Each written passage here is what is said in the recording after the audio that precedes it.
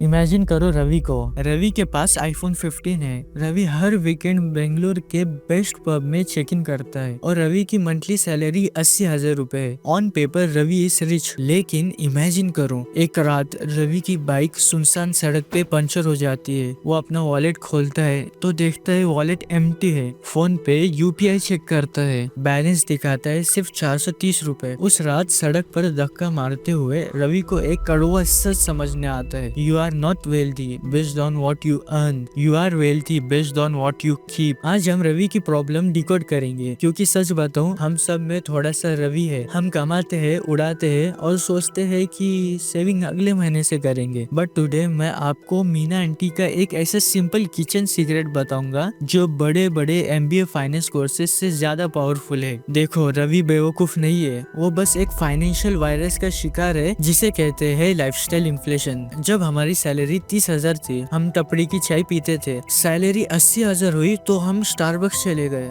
हमारी नीड वही थी कैफीन, लेकिन हमारी वांट ने कॉस्ट को 100 गुना बढ़ा दिया। पार्किंसंस लॉ भी यही कहता है, expenses expand to fill the income available. यानी अगर अकाउंट में पैसा दिखेगा तो वो खर्च ही होगा। रवि को लगता है सेविंग मतलब सैक्रिफाइस। वो सोचता है यार अभी एंजॉय नहीं करूंगा तो कब करूंगा। प्रॉब्लम एंजॉयमेंट की नहीं है, प्रॉब्लम है कंट्रोल। अब मिलते हैं मीना आंटी से। इन्होंने कोई बड़ा फाइनेंशियल कोर्स नहीं किया, लेकिन इनका सिंपल रूल था, खाना पकाने से पहले वो एक मुट्ठी चावल निकाल कर अलग डब्बे में डाल देती थी। उनका लॉजिक क्लियर था, पहले सेव करो फिर कुक करो। एक दिन से फर्क नहीं पड़ा, एक महीने से भी नहीं, लेकिन जब शहर में फ्लड आया और मार्केट बंद हो गए, पूरे लोकेलिटी में सिर्फ मीना आंटी के घर में फैमिली को खिलाने के लिए अनाज था। यही तो असली सेविंग है, अपना फ्यूचर सिक्योर करना। वॉरेन बफेट भी यही कहते हैं, do not save what is left after spending, spend what is left after saving. Meena aunty यही कर रही थी। रवि फॉर्मूला यूज कर रहा था, income minus expenses equals saving. और हम सब जानते हैं एक्सपेंसेस के बाद कुछ बचता ही नहीं। अब शायद आप बोलेंगे ओके आई गेट इट, मैं 30 का हो जाऊंगा तब सेव करूंगा, अभी तो मैं यंग हूँ। Let me show you the cost of that sentence. इसे कहते हैं कॉस्ट ऑफ डिले। मान लो रवि 25 की उम्र में 10,000 की SIP शुरू करता है, एज्यूमिंग 12% रिटर्न। 60 की एज तक उसके पास होंगे 6.4 करोड़।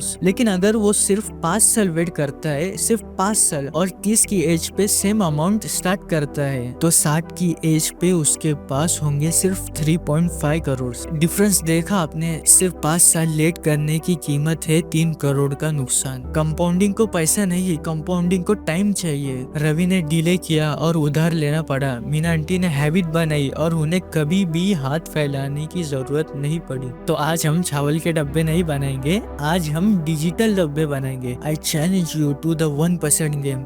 अपनी इनकम का सिर्फ 1%, हाँ सिर्फ 1% सैलरी आते ही अलग अकाउंट या लिक्विड फंड में ट्रांसफर कर दो। इसे नाम दो इमरजेंसी फंड्स। लगता है छोटा है, पर कल जब इमरजेंसी आएगी और तुम्हें किसी के सामने हाथ फैलाने की जरूरत नहीं पड़ेगी, तब समझोगे कि असली इंडिपेंडेंस क्या होती है। सेविंग बोरिंग नहीं है बॉस, सेविंग तुम्हारी आजादी का टिकट है। It is a power to say no to a toxic boss, the power to handle a medical emergency and the power to fix a puncture without panic. अगर तुम इस trap से निकलना चाहते हो तो शुरुआत आज से करो, क्योंकि फाइनेंशियल फ्रीडम सैलरी बढ़ने से नहीं, हैबिट बदलने से मिलती है। सब्सक्राइब।